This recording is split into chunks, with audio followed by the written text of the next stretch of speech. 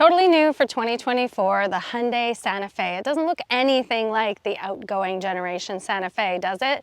I mean, it's so boxy and unique looking. It is totally different. And you may have seen my first drive video back in the spring. I think it was March. I did the Santa Fe first drive. But I wanted a chance to spend a week with it. This is the XRT trim. It's the more rugged off-roadish trim of the Santa Fe. And I've really enjoyed it. Took it on a little mini road trip yesterday down to Washington State. Drives really nice. The adaptive cruise control is amazing. Lane keeping, all of that. With the XRT trim, you get a bit higher of a ground clearance. You get these all-terrain tires, and it can tow up to 4,500 pounds, which is more than the other trims of the Santa Fe. The Santa Fe also comes in a hybrid and gorgeous boxy front end. I love the black and green contrast. I love this color. I believe it's called Rockwood Green. And you will notice on the new Hyundais, there's a lot of H's. So even the headlights here are in H's.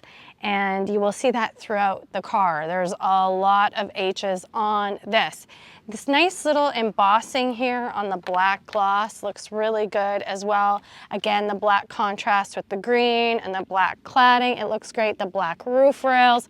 One of the cool things Santa Fe or Hyundai did for the new Santa Fe is this little grab bar. This is specifically here designed to let you access whatever is up on your roof, because you have these roof rails, which are very handy, and this makes it easy for someone short like me to get up here and access whatever we have going on up there for our adventures.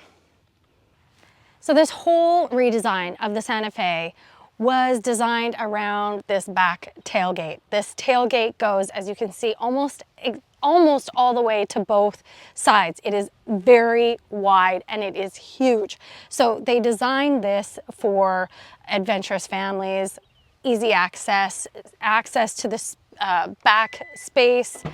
So it's huge. This real tailgate is huge. And that gives you this much bigger access to the rear. Also standard on the new 2024 Santa Fe is a third row. So that is new. This Santa Fe is bigger than the outgoing model. So we've got more space back here along with this bigger tailgate to give you access to all of this. So we now have a standard third row. We have standard more space back here, easier access with that huge tailgate opening. And just a little storage in there, nothing really significant. Let's hop into that third row and see how much room there is. All right, let's get back here. I love that, by the way, that fold and slide. I want to see, I haven't been in the old gen Santa Fe, so honestly, I can't compare it to the old gen. Let's see if that comes further back. Oh, I pulled this. Okay, that's all the way back. And I have a surprising amount of room. We even have latch. We have latch for 2 car seats back here. We have 2 USB-C chargers. We even have a control for the vents. So there's vents on both sides, and then we have a control for the fan back here, which is really, really nice for your third row. That's really, really nice. And we get a household plug as well, and 2 cup holders. So, and lights. These little lights have buttons back here, which is really, really great. And I like this light colored headliner. It just gives it a little brighter feeling back here. And look how much headroom I have. So I'm 5'1", but look how much headroom I have. That is quite significant. We have a faux leather interior, which they're not bad. They're sort of soft. We have cup holders in the middle. We have window shades, 2 cup holders in the doors, and then we have hooks and some pixels and H's and a little pocket, USB-C chargers on both sides. The center console opens from the back, which is kind of nifty, and we have a little drawer as well, which is pretty cool. And in the upper trims, these are captain's chairs, but this is mid-trim, the XRT. We get some pixels here. These came from the Ioniq. The Ioniq 5 was the first car from Hyundai with all the pixels. Really nice, comfortable steering wheel, excellent adaptive cruise control. I've used it on the highway. The gear shift selector also has pixels on it and is also from the Ioniq. It's forward for drive, back for reverse. Really nice clear backup camera. I do wish it had the 360, but I believe on the top trims it is. And then this giant dual 12-inch screens, obviously totally digital gauge cluster. I drove this to the US yesterday, and a really simple back and forth between kilometers and miles setting. Wireless CarPlay, very nice big 12.3-inch touchscreen. All of these climate touch, hard touch buttons, which I really like. Well, not hard touch, it's more of a touch screen, but I still like the dial for the climate. Heated seat, heated steering wheel, drive modes, terrain modes. The terrain modes are unique to the XRT. And then the USB-C, which you can switch between just charging or charging and connecting to the car. Plus 2 wireless charging pads right here, which is very cool. 2 side by side. 2 cup holders, the cubby that I showed you. Underneath here, it's a floating console. We have some storage, and then we even get 2 glove compartments, which is really cool. And then there's this tray here, which fits a couple of phones.